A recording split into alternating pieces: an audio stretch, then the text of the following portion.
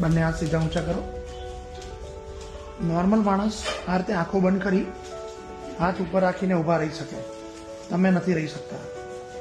અને અમારી ભાષામાં રોમ્બક ટેસ્ટ કહેવાય, જે પોઝિટિવ છે. આંખો બંધ કરો.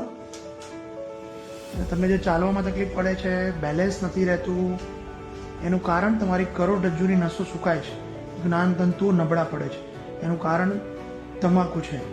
તમાકુનું સેવન બંધ કરો. Either in the form of smoking, bidi, cigarette બંધ કરવી પડે. તમે જે તમાકુ ખાઓ છો એના લીધે જ આ થઈ રહ્યું છે.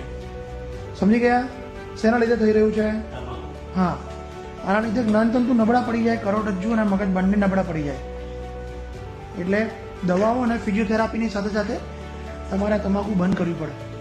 એના અમુક મહિનાઓ પછી તમને એવું લાગે કે ના, તમને સારું છે. સમજી ગયા?